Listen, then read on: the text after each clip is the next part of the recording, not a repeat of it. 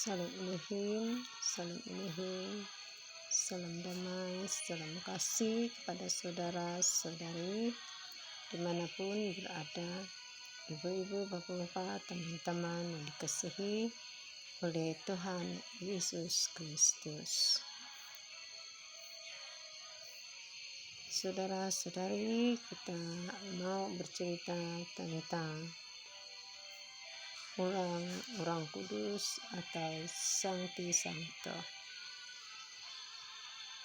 Saudara-saudariku Katolik, kita selalu ditekankan untuk membaca buku-buku orang kudus atau Sancti Sancta. Kita melihat di dalam Perjanjian Lama di mana orang-orang kudus yang dikatakan kudus adalah nabi-nabi, hakim-hakim, para tua-tua, raja-raja, ratu yang setia semuanya kepada Tuhan, yang adil, yang menjadi sahabat-sahabat Allah, berbicara terus dengan Allah, dan juga orang-orang kebiasaan yang setia, yang percaya, yang menyembah Allah dalam roh dan kebenaran. Mereka semuanya orang-orang kudus. Dan bila orang-orang kudus ini meninggal atau rib, mereka dikebumikan, dan bila digali kubur-kubur itu, orang-orang kudus ini yang benar-benar kudus, tubuh badan mereka sudah kembali kepada tanah. Dan bila kubur yang digali itu sudah beribu tahun, mungkin masih ada tulang tapi tinggal sedikit.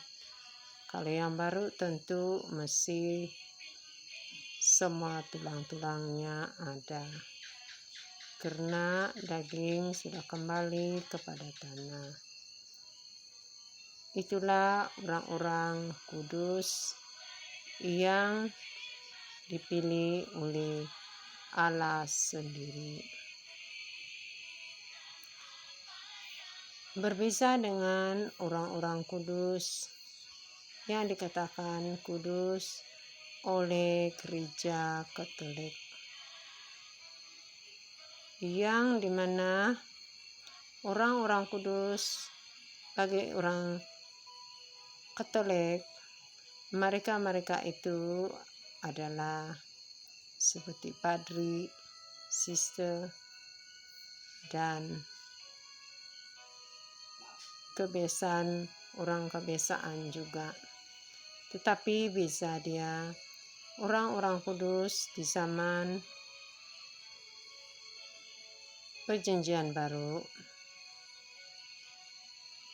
yang dikatakan kudus oleh Paus adalah mereka-mereka yang sudah meninggal, dan bila digali kubur mereka, walaupun 100-200 tahun, 50 tahun, tubuh mereka ini tetap tidak rusak, masih seperti dulu, yang masih baik, ya, tidak kembali kepada tanah, tetapi menjadi serupa seperti patung-patung. Dan semua orang-orang Katolik yang dikatakan kudus ini Sancti Sancto berada di Kota Vatikan, yaitu di tempat Paus. Saudara-saudariku Katolik, sudah sampai saatnya kita harus membuka mata hati dan pemikiran kita untuk memahami perkataan Sancti Sancto atau orang-orang kudus yang benar-benar kudus. Di zaman perjanjian baru ini, selain daripada murid-murid Tuhan Yesus, memang ada juga orang-orang yang memang kudus dipilih Allah. Tetapi mereka ini bila mati akan menyatu kembali daging mereka kepada tanah.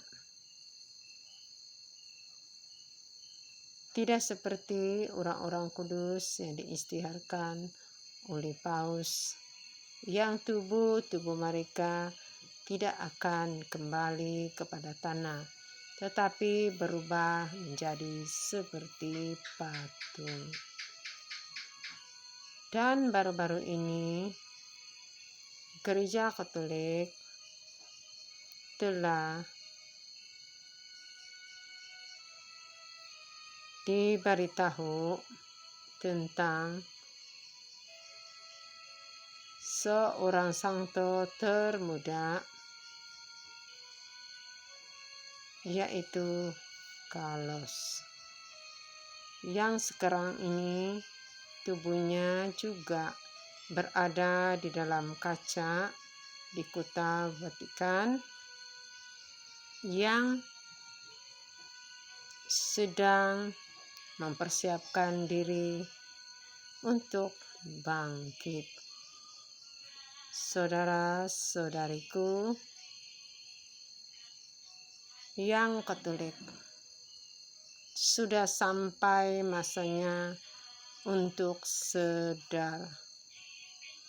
Selama 2000 lebih tahun, umat pengikut Paus, sebenarnya umat Katolik bukan saja mengikuti Tuhan Yesus Kristus, tetapi lebih menjadi pengikut kepada Paus. Karena segala undang-undang yang ada di dalam Gereja Katolik berdasarkan daripada ajaran Paus ataupun daripada perintah Paus.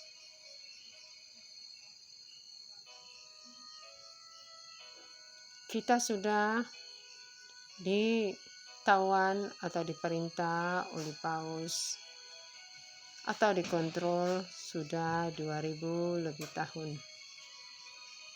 Contohnya buku-buku doa kita, dari doa harian hingga doa hari Minggu, ibadat sabda, misa, semuanya itu sudah disiapkan oleh Kota Vatikan. Firman-firman Tuhan yang kita baca juga sudah disiapkan. Dan dikatakan, jangan membaca Alkitab tidak mengikut jadwal yang sudah disiapkan. Nanti kamu akan jadi gila. Kita juga tidak disuruh membaca kitab Wahyu. Kenapa umat Katolik tidak digalakkan membaca firman Tuhan dalam kitab Wahyu? Sebab kitab Wahyu banyak menyimpan rahasia-rahasia dunia, termasuk rahasia Paus sendiri yang adalah si ular tua yang sudah tertulis di dalam kitab Wahyu. Saudara-saudariku, kenapa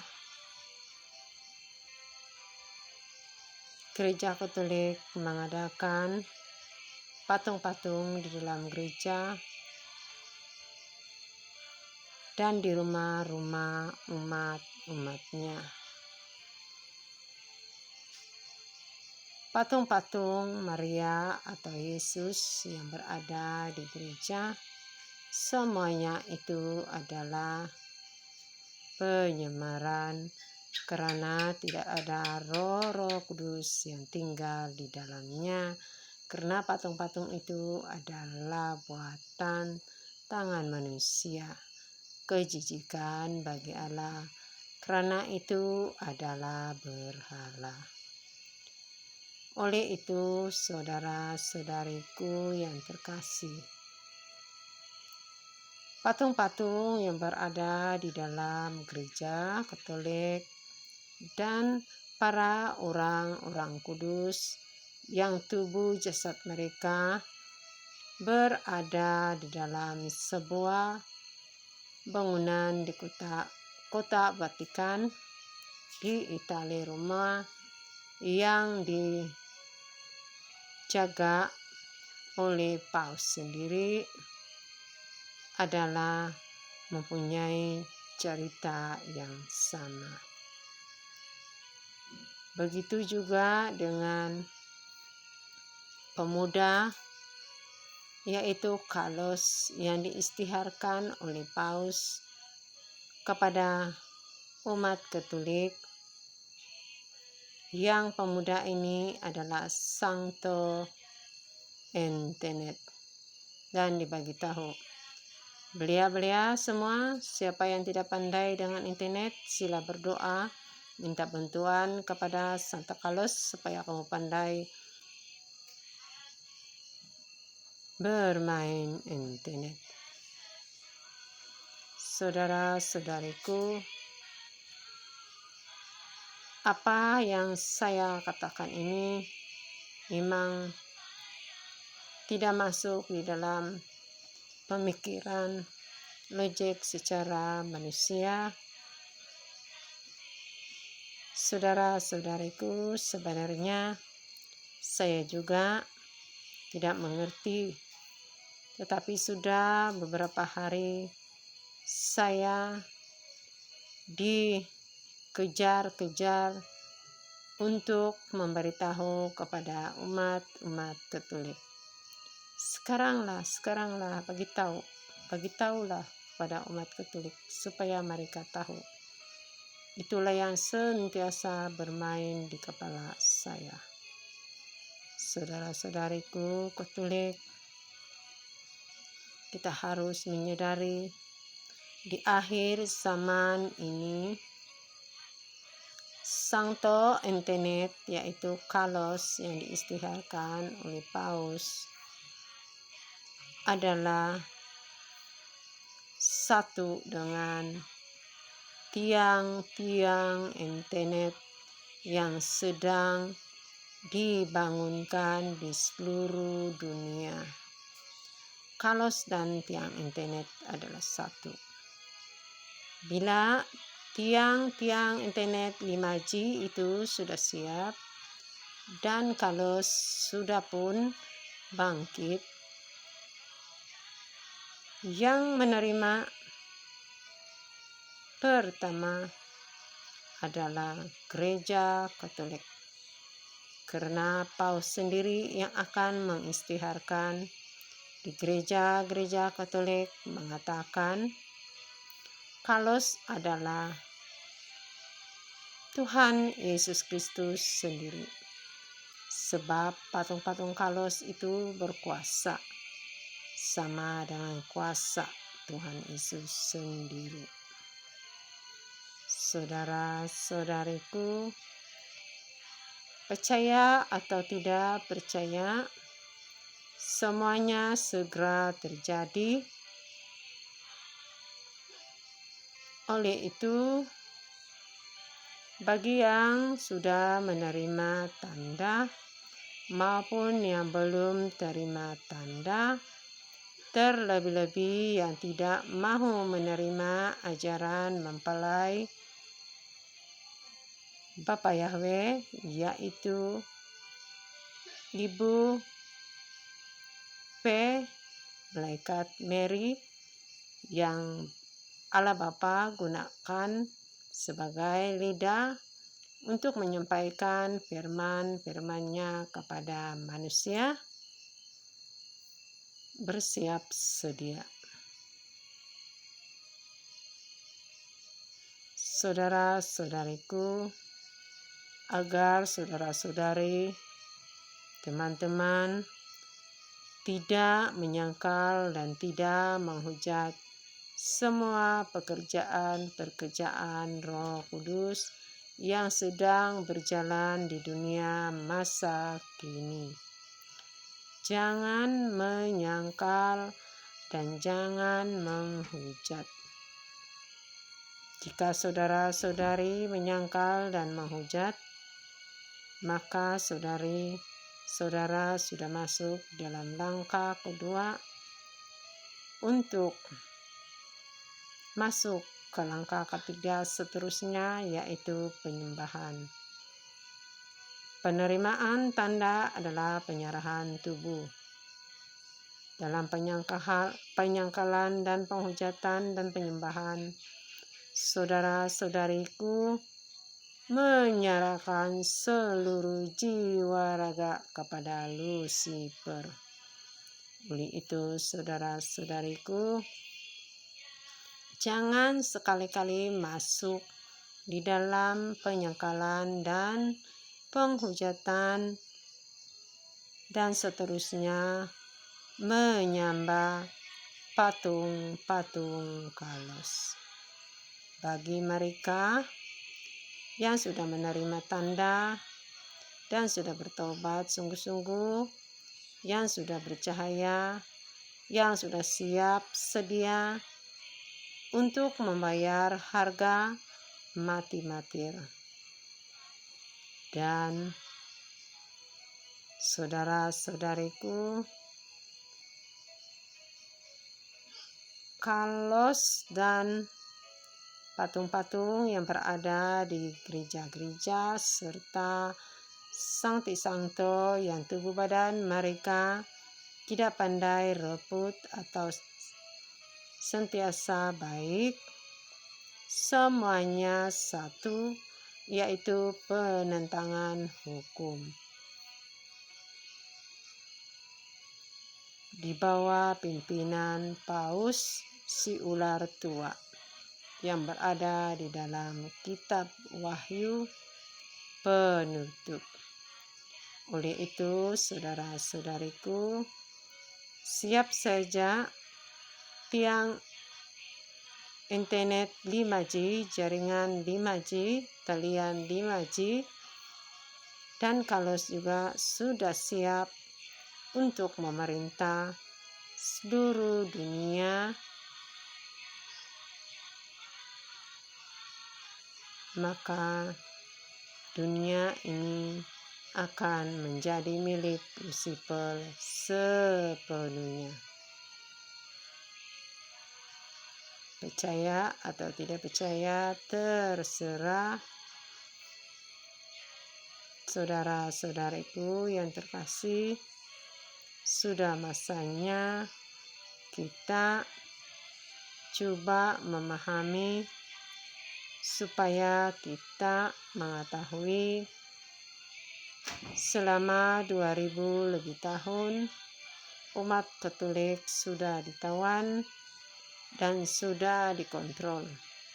Dan dengan berdirinya tiang 5G dan kebangkitannya kalos adalah pengontrolan secara nyata-nyata kepada seluruh dunia.